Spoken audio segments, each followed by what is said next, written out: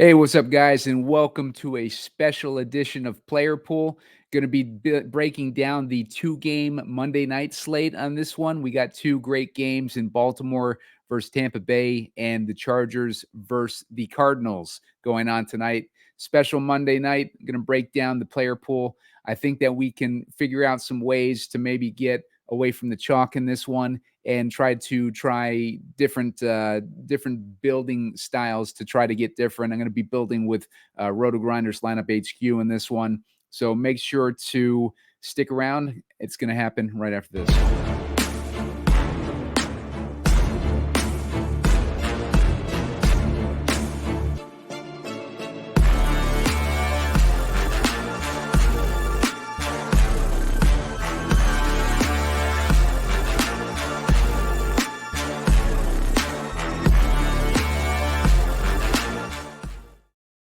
What's up, guys? Simon Edwards at PumaCom here with Heat Seeker Sports, and you're watching Game Script.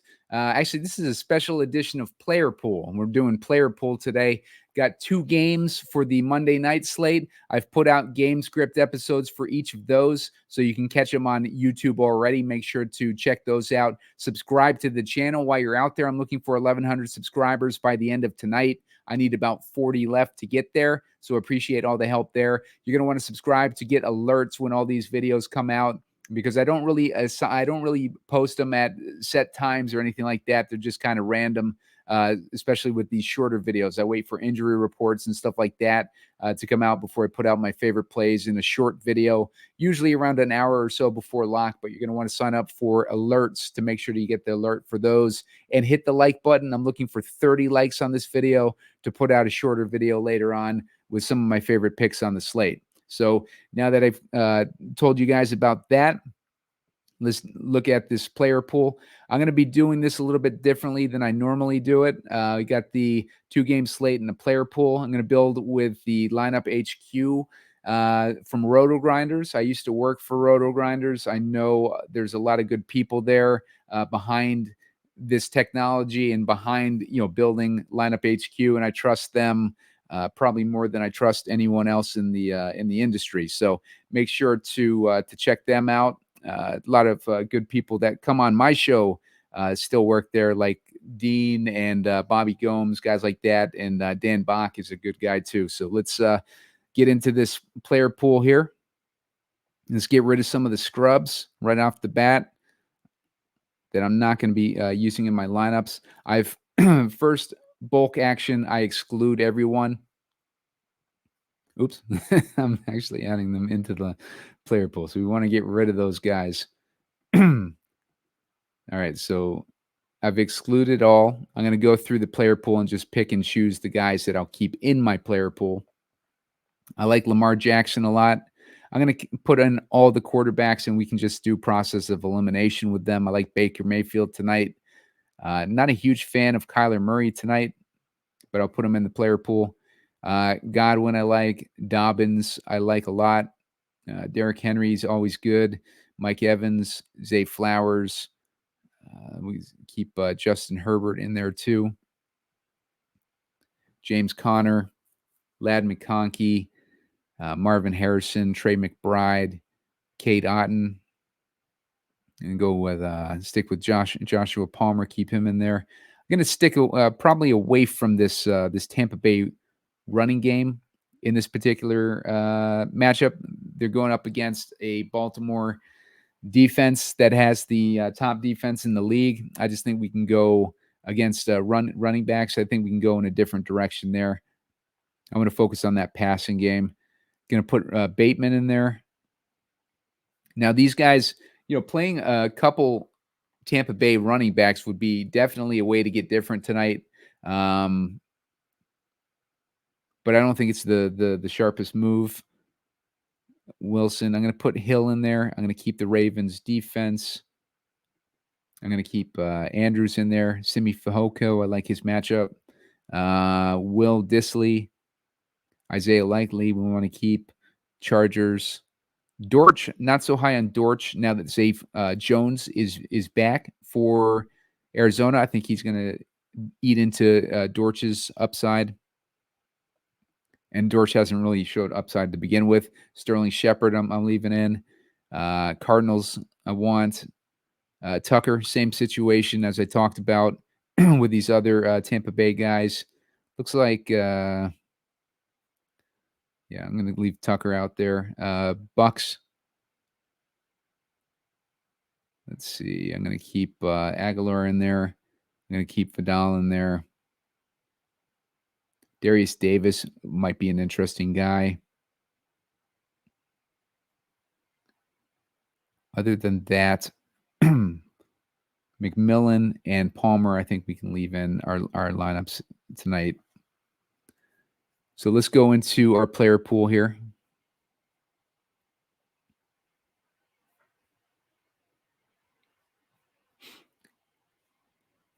All right. So when I'm doing these types of builds, I like to look at the projections. I sort it by projections, and I'm going to look at the guys that I like the most on the slate, or the guys that I want to build my stories around. And tonight, I think my favorite game to target is pretty obvious: Baltimore versus Tampa Bay. You got to kind of look at the projections for the positions that you like. Chris Godwin and Mike Evans are projected at 18 points and 16 points. The ownership is about equal, so I don't think there's really a need to bump one guy over the other for a ownership advantage. Let's see, Derrick Henry, we could have an interesting, situation with Henry, depending on how we want to build. I think one interesting way to go with our running backs is if you look at the ownership on Justice Hill. I see RotoGrinders projecting around like 15%. If we wanted to compete with 15% of the field, we could put Justice Hill and Derrick Henry together, and I think that'll knock off a lot more than 15% of the field. We'd be probably facing off against maybe 5% of the field if we had both Henry and Justice Hill in our lineups. So I might try to bump up Justice Hill a bit here. I might bump him up to 12 just to try to get more exposure to him. Simi Fehako, it looks like Quentin Johnson is out, and that is going to open things up for Fehako to have a decent game. You can see his recent output. He's had 44 receiving yards last week, which is pretty good against Denver. Justin Herbert is getting his offensive line healthy again, and they've been giving him time to throw, and the Cardinals don't put a lot of pressure on the quarterback.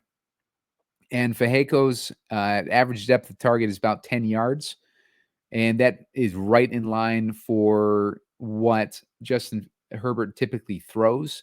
So I like the matchup, or I like the situation for Fehako. He's not going to have a ton of competition either. Ladd McConkey is questionable. It looks like he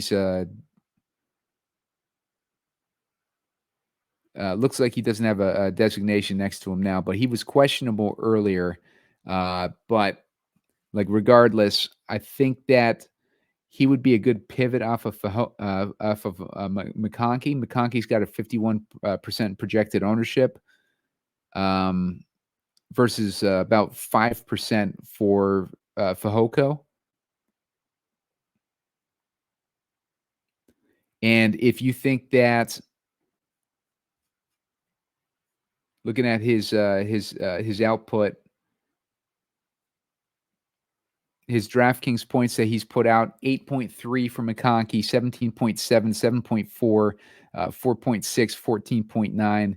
he's had only 2 games over 10 DraftKings points, and he's right now projected for 14. So, something like that, I'm gonna pull him down to 10. Marvin Harrison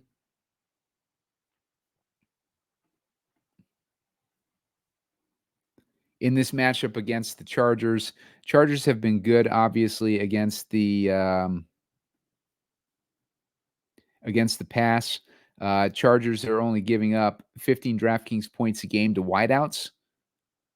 But if I wanted to try, to bump him up to get more exposure to Marvin Harrison, that would be a way to get different and take advantage of his upside, especially with a guy like Zay Flowers in the player pool. Zay Flowers has kind of shown a ceiling around 25 DraftKings points, and this goes back to last year as well. You can see throughout his entire history, 25 DraftKings points has been about the highest that we've seen out of Zay Flowers. He could certainly hit that tonight, but if we wanted to a guy that could potentially outscore him, Marvin Harrison is a guy that could do it. We saw Marvin Harrison; he's been very sporadic, but he had that 32-point output. We've seen the upside of him, and he might have more upside than Zay Flowers. So if I wanted to get more exposure to Harrison than Flowers, I might swap out these point totals and put Harrison at 15.9 and put Flowers down closer to 13 or so. Rashad Bateman is interesting tonight. He's got a 4.3K salary, and he's projected for 9 DraftKings points, 25% ownership. I think if we got away from Flowers, Bateman would be a perfect guy to turn to. I'm going to see what the optimal spitting out with my the player pool that I have in there now. All right, so we're looking at Lamar Jackson. They got Justice Hill in there. They don't have this optimal doesn't have Derrick Henry in it, which is interesting. If I'm looking at the highest projected ownership, Derrick Henry is at 56%. McConkey is somehow the third highest owned guy. Well, he's only 4.9K, so that explains it. Then we got Godwin, we got Connor, we got Lamar Jackson, Zay Flowers. After that, Mike Evans. Mike Evans seems to be at a bit of an ownership discount here at 10 percentage points off of Chris Godwin. Trey McBride is cheap. I mean, his ownership is not huge. It's 31%. If I'm scrolling down, like Harrison's ownership at 21% is what's standing out to me the most.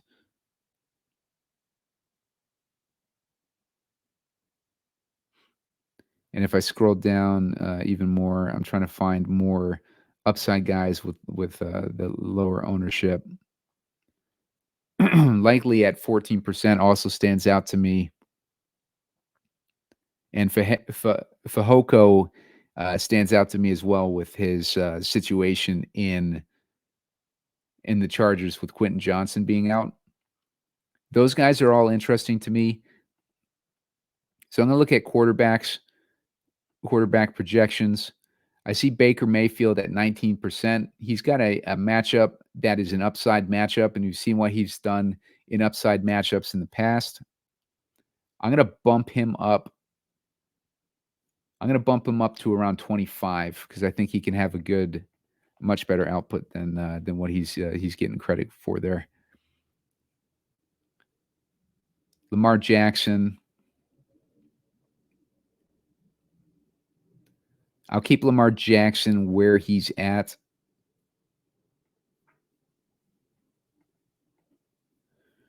Because we get a price discount on Baker, and I think that he could potentially outscore Lamar Jackson, although I do think that Jackson will outscore him. Let's see what that does to our optimal. That gets Derrick Henry in there instead. So we got Baker Mayfield. It puts in Justice Hill with Derrick Henry. Now that's that tandem I was talking about. A way to get different on a slate like this might be to put those two guys in there together. We're fading Connor at that point, and we're fading like all those Bucks running backs at that point. And we got Dobbins in there, who I like. He might be the best best play on the slate. We got Fehoko, who I like in there. Zay Flowers. We got Godwin in there and Kate Otten. So we've got a double stack for Baker Mayfield. You could swap out Godwin for Evans in a build like that. Evans is 73 versus 74 for Godwin. If you wanted to put multiple in. What I like about this is it fully stacks this Baltimore Tampa Bay situation game, and it puts in the pieces of the Arizona game that are the most interesting. If I wanted to, let's say we wanted to get a little bit more different, I'm going to bump Harrison up past Flowers. I'm going to do that, what I was talking about with bumping him up to 15.9 and putting Flowers down closer to 13. Let's see what that does for us in the optimal. Swaps out Flowers for Harrison. That way we got the run game here, only the run game. I don't necessarily like that because I like having that exposure to Flowers in my lineups. But I think given the state of the slate, that might be the way to go with it. Let's go with a 150 build. See if we can pick out some good lineups.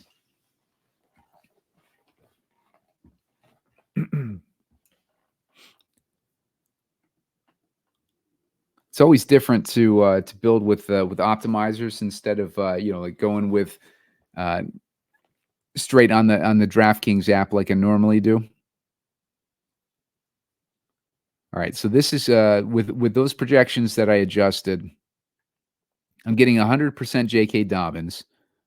You can go into the parameters and limit your exposure to him if you only want like 80% or something like that. That's easily done.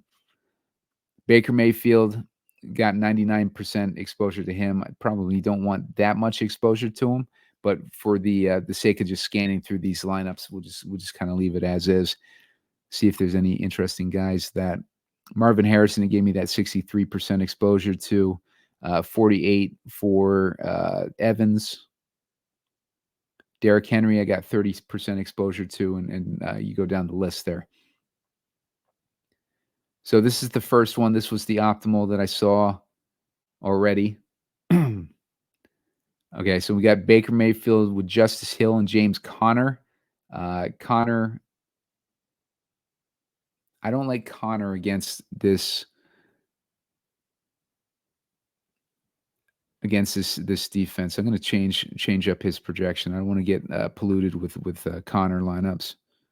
And he's at 53% ownership, so I'm going to bump him down in his projection. Let's see. Chargers are giving up 17.7 DraftKings points a game to the running back position. So I will bump Conner down to about 13 here. Let's build 150.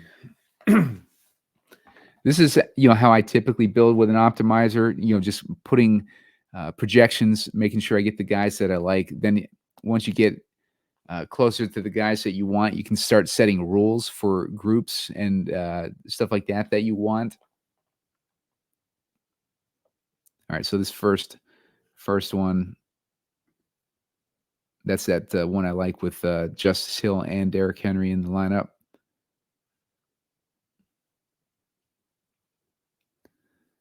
I might swap out that Ravens defense in a build like this and go for the Cardinals. I don't hate the Cardinals because I don't think that the the Chargers are going to put out like some huge offensive explosion or anything like that. So the second lineup, we got Hill and Dobbins. We got Godwin, Evans, double stack. I don't necessarily like this one because I want to have at least Flowers or Henry. So I'm going to go to a rule here. I'm going to put a group of Flowers and Henry. And I want at least one of these guys in every lineup. The matchup's just too good. So let's see what that does for us.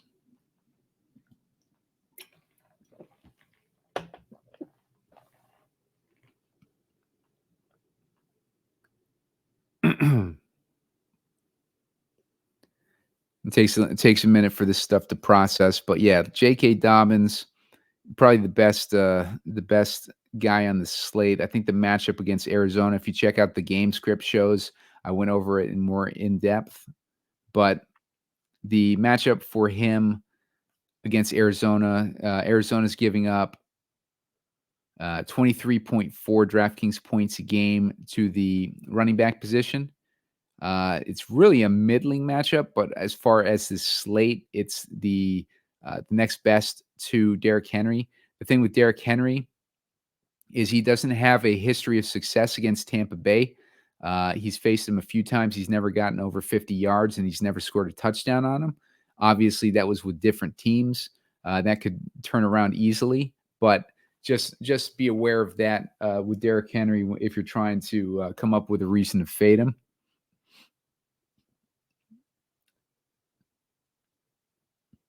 All right, so that's the one that we already have. This one puts Mayfield with Hill and Henry, Evans, Godwin, Otten stack. So Mayfield triple stack, and then you're running it back with both the running backs there. You still got J.K. Dobbins in there, and then you had Simi Fehoko. I don't hate that one. This one puts Mayfield double stacked with Godwin and Otten. You got Justice Hill and Derrick Henry in there, and then you got Harrison, Dobbins, and Cardinals D. I want to see what I get for some of these Zay Flowers lineups.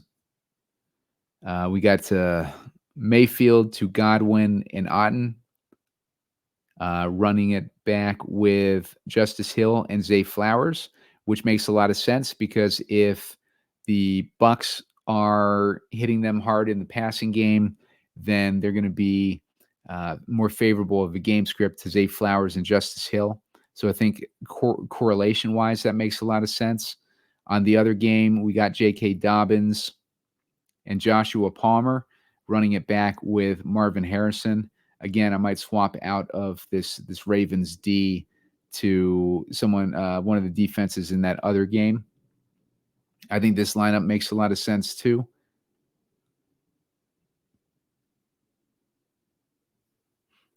This one has, again, with Mayfield, Godwin, Otten. This has a double receiver stack on the other end. Don't really like that so much. I think with the passing volume of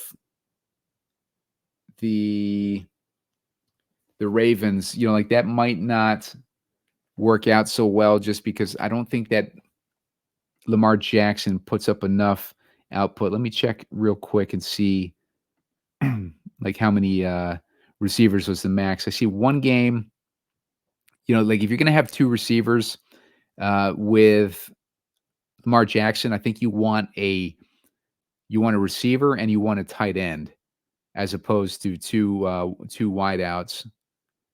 Because if I'm looking at this season alone, he has not bumped up two wide receivers all season. The best he's done is a game where he had Zay Flowers and Mark Andrews benefiting from the passing volume. Like, that is literally the only game, and that was in Washington versus Baltimore game where they won 30-23. As far as, Derrick Henry and Justice Hill, we have a precedent for that when they faced off against the Bills. Henry had 39 DraftKings points and Hill had 22. Bills are also one of the worst run defenses in the league. Tampa Bay is, like a better run defense. Let's see. So let's skip past this one. This one has Hill, Henry, and Flowers, which I don't mind. And then we got Baker Mayfield to Godwin and Otten. This is like an onslaught of that game. Then we got Fehoko and and Dobbins on the Chargers side there. With the Ravens D, we could swap that out to Chargers D would make the most sense. So if we swap that out to Chargers D, since we don't have any Cardinals in there, I think that makes a lot of sense. And we're looking at Mayfield to Hill and Dobbins. We got him stacked with Godwin and Evans. I like that double stack. And then we got Flowers and Justice Hill, which makes a lot of sense because we wouldn't have necessarily, like this is more like they jump out to an early lead and they keep it going. They keep their feet on the gas. And meanwhile, Baltimore is playing catch up.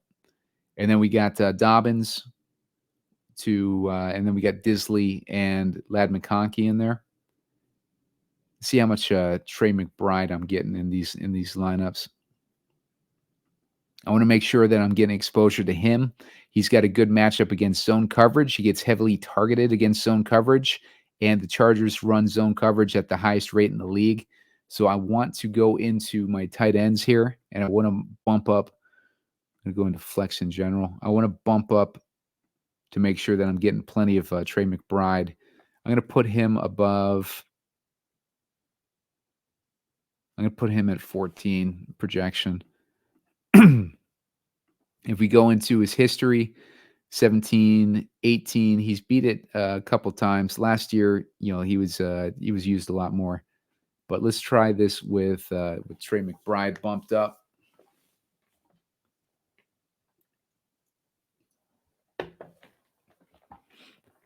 Add him to a decent amount of the player pool here. Cade Otton, I like him tonight too. I don't think I would go. I don't think you necessarily need to go 2 tight ends tonight, but that's definitely a strategy that you can use to get a little bit different. Some people go 2 tight ends. Some people go 2 running backs from the same game. Some people go, like add the defense in with your game stack, your main team stack. This one only has Mayfield with Godwin. If I'm using Mayfield, I want him stacked with 2 guys. So that might be another rule that I put in there.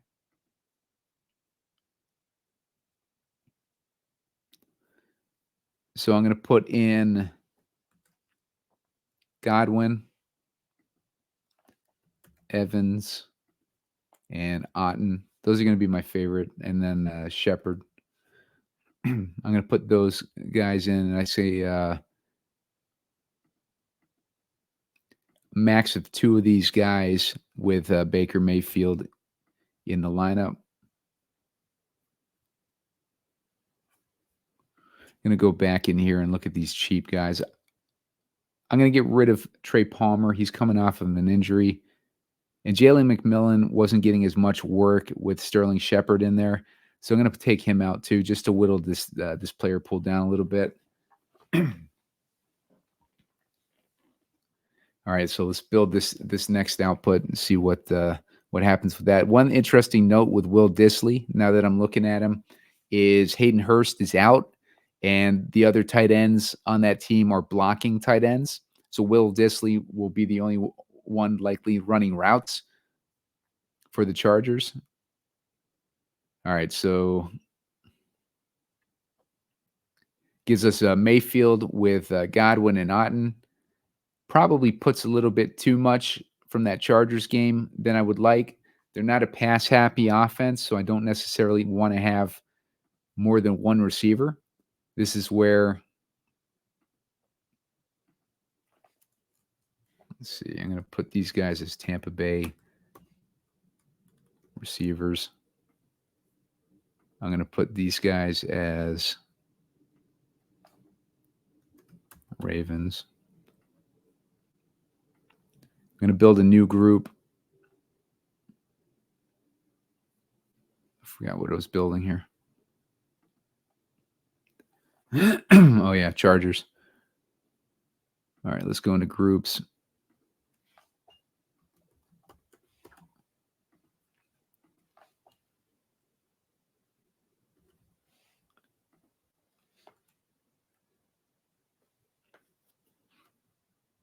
Fehoko, I want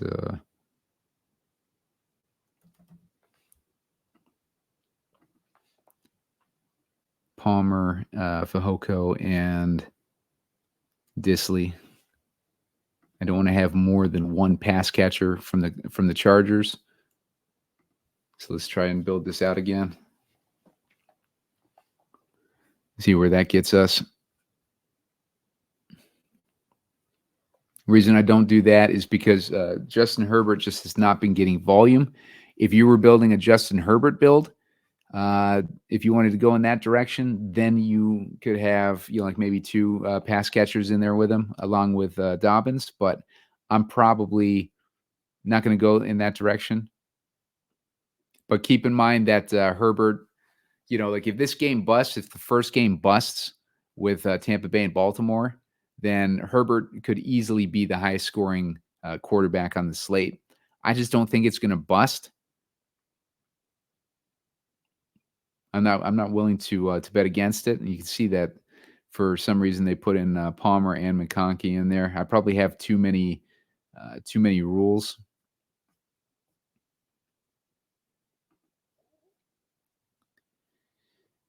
Really don't know why it's giving me multiple Chargers guys. Let's see. I got one Raven at least, and then two of those guys if Baker Mayfield is my quarterback.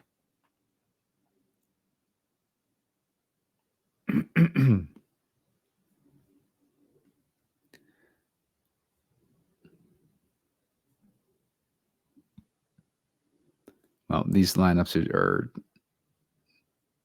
this one might be good. This one we got Baker Mayfield with Justice Hill and Derrick Henry, Fehoko, Harrison. Then we got Mayfield stacked with Godwin and Otten, running it back with the run game. And then we got Fehoko and Dobbins as the only guys on that end with Marvin Harrison. I don't hate that. I think that gives us good exposure to the best parts of both games there. This one I don't like because I don't like putting in multiple Chargers guys. We got Baker, Derrick Henry, and J.K. Dobbins with Bateman. I like this pairing, Bateman and Henry. And then I'm stacking Mayfield with Godwin and Otten. And I got double tight end, Trey McBride. I don't mind that. Let's see how much Trey McBride exposure I got. 36% now. Let's look at some of the best Trey McBride lineups. And then I'll wrap this up so we can get this posted and start building my own lineups. Don't like that one. Here's a good one. We got this is the one we just looked at, double tight end. This one we got Mayfield to Godwin and Otten. We got Palmer and Dobbins running it back with McBride. Very similar to that previous lineup.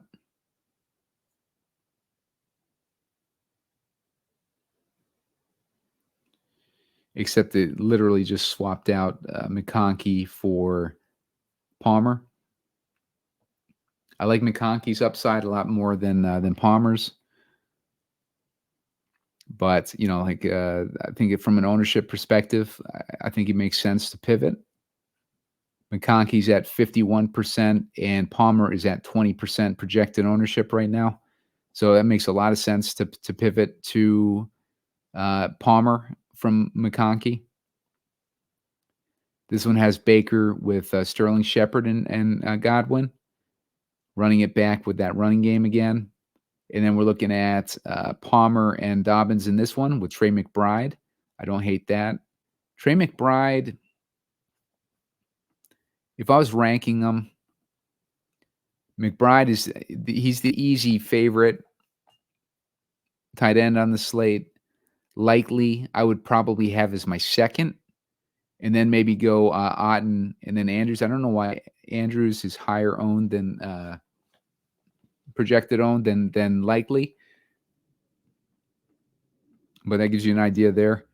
As far as receivers, Godwin and Evans and Flowers are my favorite receivers, but I think if you want to get different, you look at that ownership projection on Flowers versus Harrison. Harrison has upside. So if you're doing a 1v1, I think I might go for Harrison, depending on the build that you do.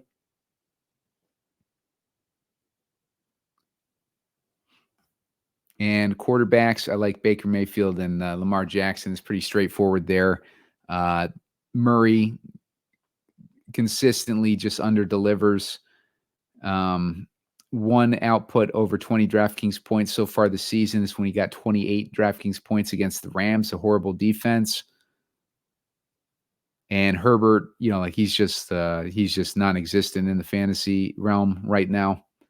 But you never know when that can turn around for any of these guys. But for the more in depth on these matchups, make sure to check out the game script episodes. This is just more to give you analysis of the two game breakdown, maybe some ideas and directions that you can go in, and show you a little bit of the lineup building process. But that's it for this week's show. Make sure to hit that like button. 30 likes will trigger out a shorter video later on with my favorite picks. And make sure to hit subscribe to the channel. You're going to want to subscribe so that you get the alert when those shorter videos come out later on. And that's all for now. Good luck, guys. I will see you later on.